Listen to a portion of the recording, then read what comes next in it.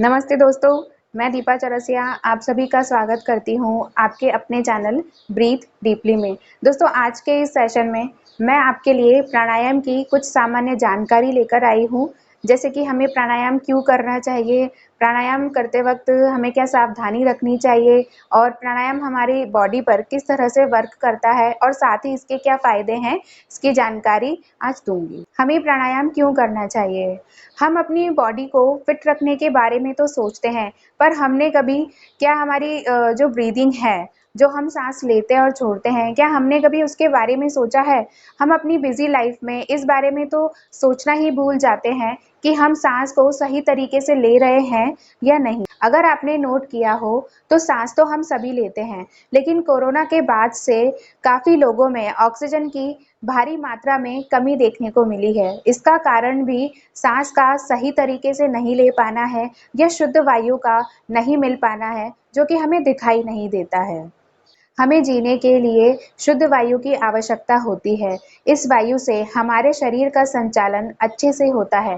प्राणायाम के माध्यम से हम हमारे शरीर के सभी अंगों जैसे दिल, दिमाग, फेफड़े, नसें, कोशिकाओं तक शुद्ध वायु को पहुंचाते हैं। ये शुद्ध वायु हमारे ब्लड को प्योरीफाई करके उसे पूरे शरीर में सर्कुलेट करती है। प्राणायाम के माध्यम से हम हमारी सांस लेने व छोड़ने की गति में सुधार करके हमारी बॉडी में ऑक्सीजन के लेवल को भी बढ़ा पाते हैं। इसलिए हमें प्राणायाम करना चाहिए।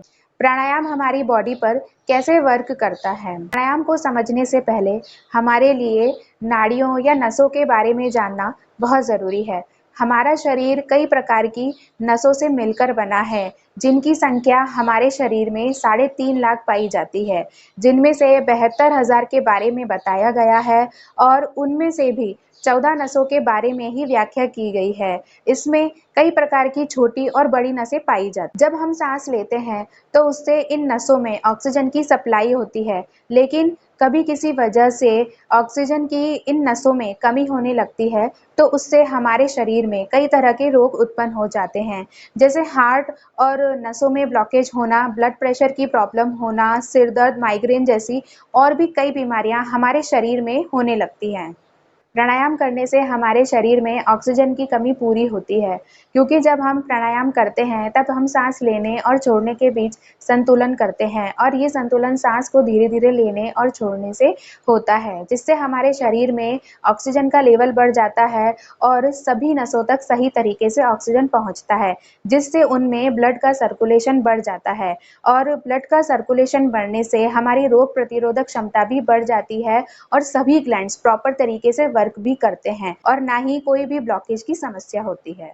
प्राणायाम में सांस को धीरे धीरे लेना और छोड़ना सांस लेने की सही क्रिया बताई गई है। जो लोग सांस को धीरे धीरे और नियंत्रित तरीके से लेते हैं, उनका शरीर निरोगी तो होता ही है, साथ ही उनकी उम्र भी लंबी होती है। एग्जाम्पल के तौर पे जो कछुआ है, वो बहुत ही धीरे धीरे और नियंत्रित तरीके से सांस को लेता और छोड़ता है, जिससे उसकी उम्र भी बड़ी होती है। कछुए की उम्र 200 से 400 साल तक की होती है और उसी के अपोजिट कुत्ता जो होता है वो जल्दी जल्दी सांस लेता और छोड़ता है, उसकी उम्र 15 साल ही होती है।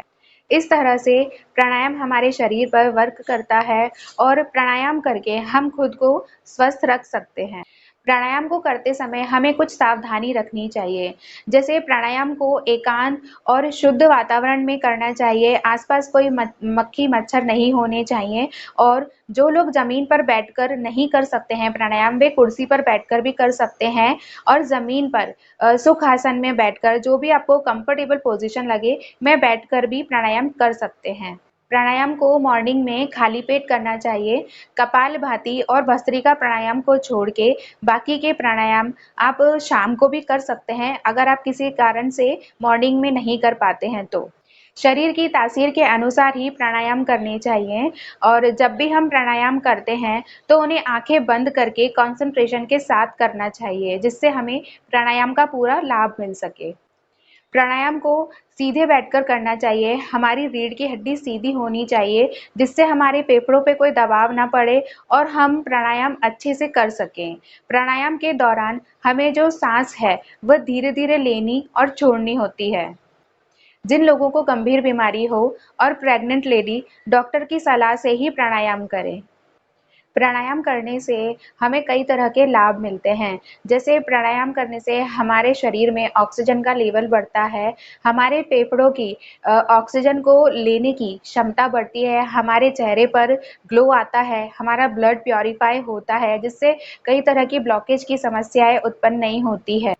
वात, पित्त और कफ से होने वाली शिकायतों को दूर करता है, हमारा डाइजेस्टिव सिस्टम अच्छा करता है और साथ ही मेटाबॉलिज्म भी ठीक होता है। हमारे इम्यून सिस्टम को स्ट्रॉन्ग करता है और साथ ही स्ट्रेस लेवल को भी कम करता है, जिससे हमें माइग्रेन और सिरदर्द जैसी समस्याएं नहीं होती हैं। आपको वीडियो अच्छा लगा हो तो वीडियो को लाइक कर दीजिए, शेयर कर दीजिए और आगे आने वाले वीडियो आप तक सबसे पहले पहुंच सके, इसके लिए चैनल को सब्सक्राइब कर दीजिए और बेल आइकन को प्रेस कर दीजिए। धन्यवाद।